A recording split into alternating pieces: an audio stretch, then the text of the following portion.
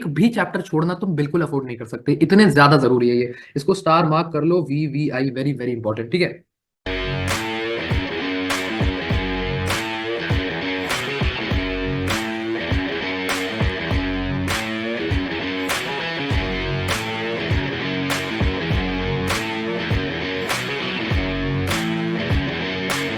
Hello and welcome back to JEE nerds. तो physics को decode करेंगे, पेपर लीक करेंगे, लेकिन उससे पहले तुम्हारा जो अब जेई मेंस का अप्रैल का पेपर है उसमें 15 दिन से भी कम का समय रह गया है। और मेरी अपने कुछ जूनियर से बात हो रही थी और पता चला कि वो जो एक सेफ्टी नेट होता है जनवरी में कि यार अभी एक सेकंड अटेम्प्ट और है, अगर ये खराब हो गया तो वो सेफ्टी नेट अब जब हट चुका है तो घबराहट तुम लोगों को बहुत ज्यादा हो रही है, जैसा मुझे पता चला।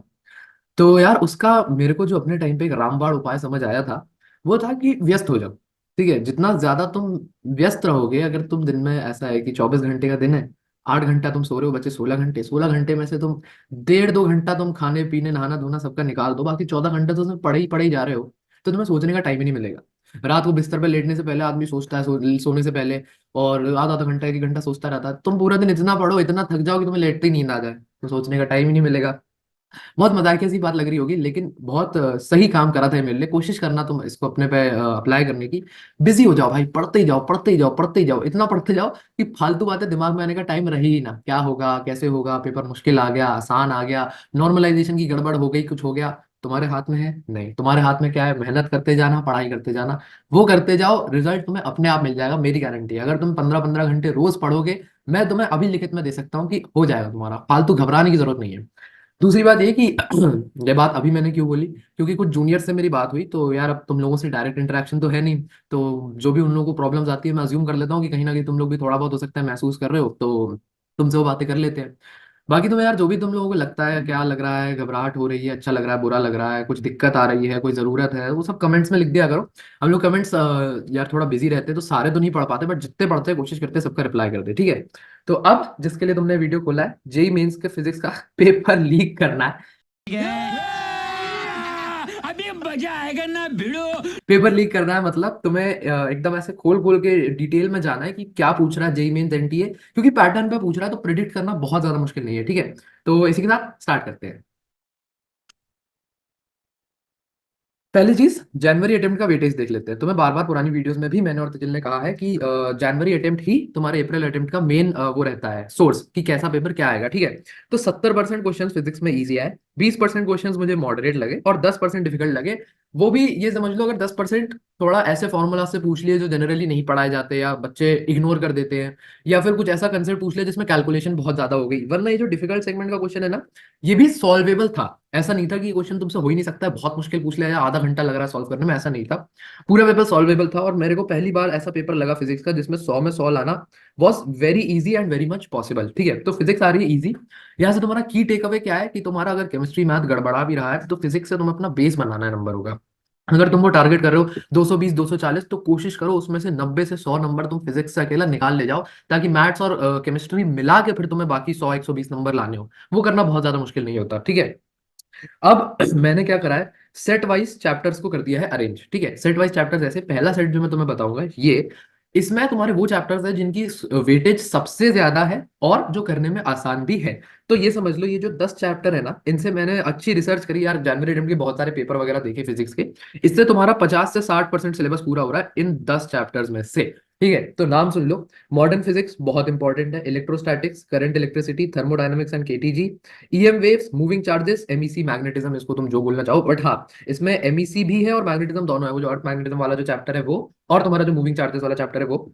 फिर ग्रेविटेशन, ग्रेविटेशन से एक सवाल तो भैया हर शिफ्ट में इतना देख लिया मैंने, वो पोटेंशियल एनर्जी और ग्रेविटेशनल पोटेंशियल, ये जरूर पढ़ के चले जाना। ये मुझे ज्यादा दिखा तो मैंने तुम्हें सोचा बता दूं, बट इंपॉर्टेंट सभी है। फील्ड, पोटेंशियल और पोटेंशियल एनर्जी, ये तीन चीजों से बहुत सवाल पूछा, और एक में Kepler's law.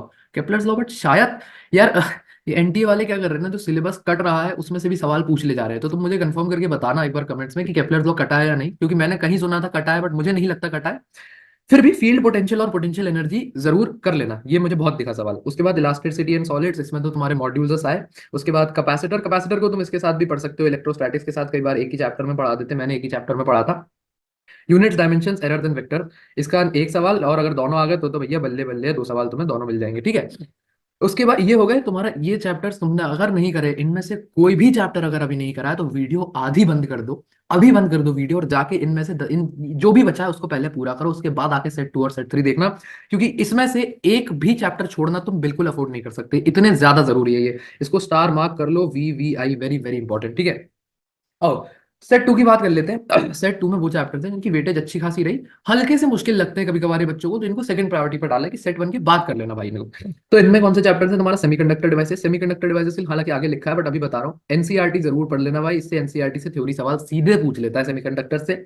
Work energy power में तुम्हारा डेल्टा के वाला जो थ्योरम है, वर्क एनर्जी थ्योरम, वो टोटल मैकेनिकल एनर्जी का थ्योरम, वो ये दोनों थ्योरम्स ना तुम्हारे पूरी मैकेनिक्स में यूज होंगे। पहले इसमें आ जाओगे ना, अगर तुम्हारा काइनेमैटिक्स वगैरह में भी ये यूज हो रहा है तो इसको जरूर कर लेना। उसके बाद एसी एंड ईएमआई, यार इसमें तो आसान है, फैराडेज लॉ वगैरह, kinematics, circular motion, circular motion को इसके साथ भी पढ़ सकते हो। रे ऑप्टिक्स, ऑप्टिकल इंस्ट्रूमेंट्स, इनकी भी वेटेज अच्छी खासी रहती है, तो मैं समझ लो 10 से 20% पेपर इनसे बन सकता है। और थोड़े से डिफिकल्ट लगते हैं कई बच्चों को, तो इसलिए इसको सेट 2 में डाला है। ये चैप्टर्स तुम्हें सेट 1 के बाद जरूर कर लेने हैं। लास्ट चैप्टर प्रायोरिटी पे आ जाते हैं, wave optics, laws of motion, SHM, fluid mechanics. Fluid mechanics में बर्नौलीज इक्वेशन से बहुत सवाल आते हैं, तो बर्नौलीज इक्वेशन को जरूर कर लेना, और वो तुम्हारी टॉर्सिलीज इक्वेशन कर लेना। मेरे जब मैं पेपर देने गया था तो मेरे पेपर में टॉर्सिलीज इक्वेशन से क्वेश्चन आ गया था, और मजे की बात, मैं बर्नौली छोड़ के चला गया था, बट वो बर्नौली पढ़ के चला गया था बट वो छोड़ दी थी, तो वो पढ़ लेना। उसके बाद thermal properties of matter, COM and collision, इसको तो तुम वर्क एनर्जी पावर के साथ ही निपटा लो तो बहुत बढ़िया है। उसके बाद तुम्हारा रोटेशनल मोशन, रोटेशनल मोशन से, रोटेशनल मोशन का पता है मुझे बहुत डर लगता था अपने समय पे रोटेशनल मोशन से, तो I am not the right person to say it, but still rotational motion का जितना हुआ है उतना मुश्किल क्वेश्चन नहीं आ रहा रोटेशनल मोशन से, ठीक है। तो रोटेशनल मोशन को तुम कर ले जाओ, इसका ना न्यूमेरिक टाइप में क्वेश्चन आता है, और उसमें भी most most of the time जितने मैंने पेपर देखे, मैंने कितने पेपर देखे, कम से कम नहीं तो 10 पेपर मैंने तुम्हारे लिए जब ये लिस्ट बनानी थी कि सबसे ज्यादा किस आ रहा है तो मैंने छांटे, तो उसमें मेरे को न्यूमेरिक में इसके मोमेंट ऑफ इनर्शिया से बहुत सवाल देखे। मोमेंट ऑफ इनर्शिया और कंजर्वेशन ऑफ लीनियर मोमेंटम, क्या बोल रहा हूँ, conservation of angular momentum, linear momentum तो तुम्हारा उसमें है, कंजर्वेशन ऑफ एंगुलर मोमेंटम, इन दोनों पे मुझे काफी सवाल देखे। तो कुछ नहीं कर रहे हो, अगर रोटेशन छोड़ भी रहे हो तो मोमेंट ऑफ इनर्शिया और कंजर्वेशन ऑफ एंगुलर मोमेंटम जरूर कर लेना। उसके बाद तुम्हारा वेव मोशन आ जाता है, इसमें तुम्हारा डॉपलर इफेक्ट जरूर पढ़ लेना भाई, डॉपलर इफेक्ट से बहुत सवाल आते हैं। अब तुम्हें अगर एसएचएम के अंदर पढ़ा है, तुम्हारी कोचिंग है उसमें, तो तुम एसएचएम के अंदर पढ़ लेना डॉपलर इफेक्ट, मुझे वेव मोशन में पढ़ाया था, तो Doppler effect is very very important, ये जरूर पढ़ लेना, ठीक है। सेट 1, सेट 2, सेट 3 तीनों चैप्टर्स हो गए, तुम्हें प्रायोरिटी बता दी। शुरुआत तुम करोगे सेट 1 से, ये वेरी वेरी इंपॉर्टेंट है, इसको स्टार मार्क कर लो। उसके बाद तुम जाओगे सेट 2 के चैप्टर्स पे, आगे हो जा भाई, क्या हो गया, हाँ, उसके बाद तुम जाओगे सेट 2 के चैप्टर्स पे, सेट 2 के चैप्टर्स निपटाने के बाद सेट 3 के चैप्टर्स, इनमें से कौन कौन से चैप्टर तुम्हें एनसीईआरटी से पढ़ने हैं वो आगे लिख दिया है। फिर भी अगर तुम्हें बता दूं मैं, तो तुम्हें सेमीकंडक्टर्स का चैप्टर एनसीईआरटी से जरूर पढ़ना है, एनएन मार्क कर दे रहा हूँ। सेमीकंडक्टर्स का चैप्टर पढ़ना है, ईएमआई का चैप्टर में फैराडेज लॉ वाला जो सेगमेंट है वो तुम एक बार एनसीईआरटी से पढ़ सकते हो। एडी करंट एक बार रीडिंग मार लेना, वो सीधे सीधे कभी दिया नहीं जाता कि सिलेबस में कि एडी करंट बहुत बड़ा पार्ट है, बट एक बार रीडिंग मार लोगे ना, तो मैंने अपने शिफ्ट में जब 2023 की बात करूं उसमें एडी करंट से भी सवाल आया हुआ था, तो वो जरूर पढ़ लेना। उसके बाद तुम्हारा एक कम्युनिकेशन का चैप्टर है था, बट वो तो शायद हटा दिया है, खैर ठीक है। Wave optics, laws of motion, इसमें से कौन सा एनसीईआरटी से पढ़ सकते हो? नहीं, ठीक है, ये तुम्हारे सारे ऐसे हो जाएंगे। प्रायोरिटी 1 में एक बार, हाँ यार, मॉडर्न फिजिक्स ये ढूंढा था ना मैं, ये मॉडर्न फिजिक्स की एनसीईआरटी जरूर जरूर जरूर पढ़ लेना, मॉडर्न फिजिक्स की एनसीईआरटी से सीधा सवाल पूछ लेता है, मॉडर्न फिजिक्स की एनसीईआरटी बहुत इंपॉर्टेंट है, ये जरूर पढ़नी है। आ जाओ, अब तुम्हें कुछ की रिसोर्सेज दे देता हूं मैं, जिससे मैंने अपने टाइम पे पढ़ाई करी थी।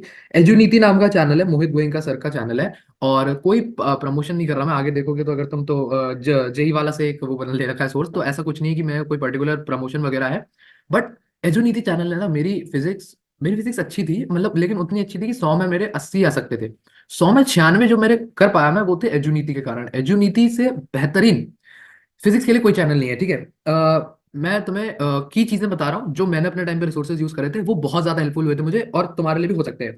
पहली बात तो chapter wise PYQ series of Jain 2024, ये अभी आई है, ऑफ कोर्स मैंने नहीं यूज करी, बट मैंने अपने टाइम पे जैन 2023 की कर ली थी। तो जैन 2024 के जो फिजिक्स के सारे क्वेश्चन है वो सर ने टॉपिक वाइज चैप्टर से बांट के सारे सॉल्व करवा रखे, तो जाओ यूट्यूब पे तुम उससे शुरुआत कर सकते हो। उसके बाद अगर टाइम कम बचे या एंड के दिनों में आ जाओ, तो top 200 question of JEE main 2023, क्योंकि 2024 का जो पेपर बनता है उसका जो प्राइमा फोकस, जो प्राइम सेट पैटर्न होता है, वो 2023 से ही कॉपी हो रहा होता है, 2023 2022। तो टॉप 200 क्वेश्चन सर ने छांट के रखे, अगर ये लास्ट के दिनों के लिए बता रहा हूँ, अगर बहुत टाइम कम बचे तो टॉप 200 क्वेश्चंस और 141 थ्योरेटिकल क्वेश्चंस, क्योंकि तुम देखोगे अगर तो 25 क्वेश्चन आ रहे हैं ना, उसमें 3 से 4 क्वेश्चन फिजिक्स में थ्योरी वाले भी पूछ रहा है, तो उससे तुम्हारे ये सॉर्ट हो जाएंगे। और एकदम लास्ट के 2 दिन पहले पेपर से complete 11th and 12th formula revision, क्योंकि 11th and 12th formula revision मैंने देख के चला गया था, एक गो में सर ने बहुत प्यारे नोट्स बना के सारे फॉर्मूला बता रखे हैं, कूलम्स लॉ से स्टार्ट करके बिल्कुल एंड तक जाके सब बता रखा है A to Z।